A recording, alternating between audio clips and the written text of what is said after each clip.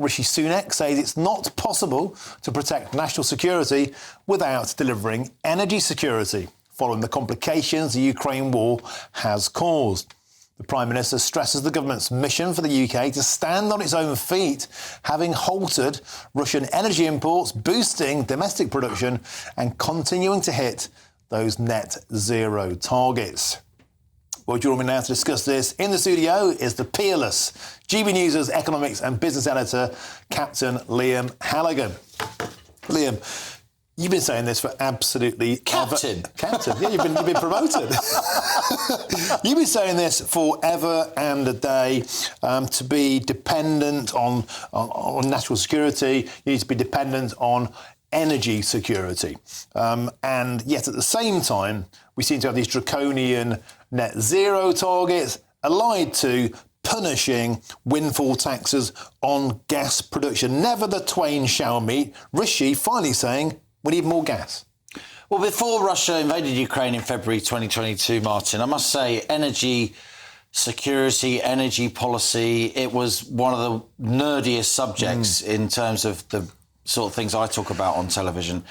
Energy policy is very complicated. Our energy mix is very complicated. What's important, though, is that at the turn of the century, 30-odd% of our electricity came from coal-fired power stations. Now it's less than 2%. Renewables are much, much more. But those renewables are expensive because you have to have gas-fired power stations on standby for when the wind doesn't blow and the sun doesn't shine. Yep.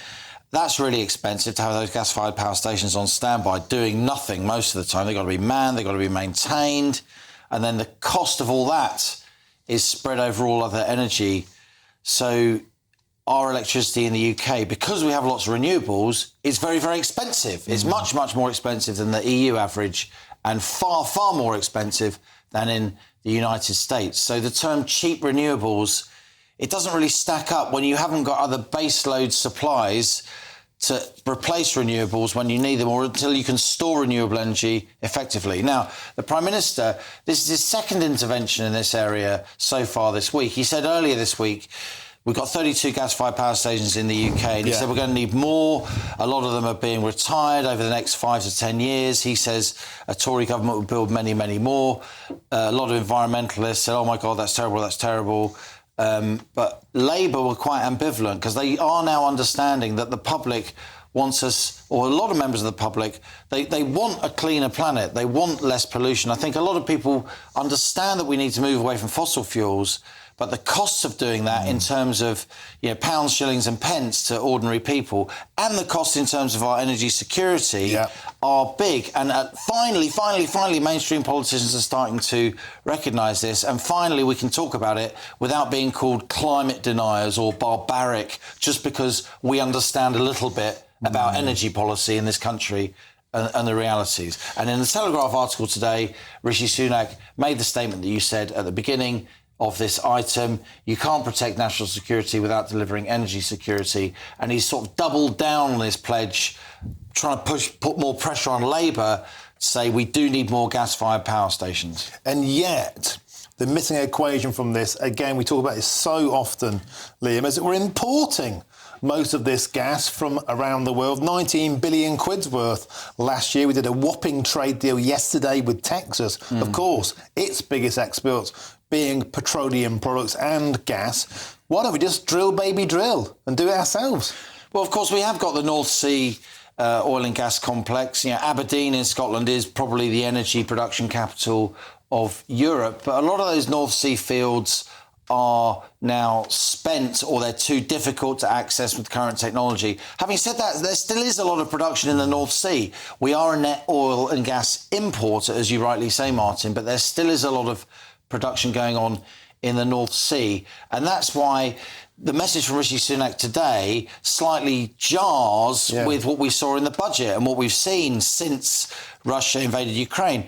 Before that invasion in February 22, before energy prices really spiked, the oil and gas industry would pay 40% corporation tax, so 40% tax on its profits, compared to it was 19 and it's 25 for all other companies. That went up to 65 and then to 75 with the so-called windfall tax. And in the budget earlier this month, Jeremy Hunt extended that windfall tax from 2027. It's now going to last until 2028. So that's piling pressure on often small businesses that are drilling in the North Sea for oil and gas. They're often British companies. They're not the massive global energy companies anymore in the North Sea, not really. They're often small British companies, heavily indebted, and they need they need those profits in order to plough them back into the business and grow their way out of their debt burden.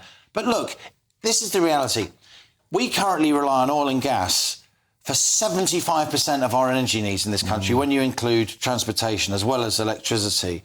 And even the Climate Change Commission, the government's sort of in-house conscience, a sort of green campaigning group within government, even they acknowledge that 2030, on the best estimates of how good renewables are going to be, it's still going to be 50% oil and gas. And even by 2050, 25% of our energy needs will be oil and gas. So we need oil and gas. It's just axiomatically true under the most environmentally friendly scenarios. So I guess what the Prime Minister's finally getting his head round is what quite a lot of us have been saying for many, many years. We do need oil and gas to some degree, even if we're going to use less. So if we're going to use oil and gas, let's use our own, because we then get the tax revenue on it. It's more energy secure. Foreign governments can't take it away from us for geopolitical reasons, and it employs tens of thousands, hundreds of thousands of people in this country. You know, ask the GMB, the second biggest union in this country, what they think of Labour's plans to increase the windfall tax on North Sea oil and gas even more. You know, their unofficial view is not fit for family viewing. Yeah, Liam Halligan, channeling common sense, you'll never catch on. Superb as ever.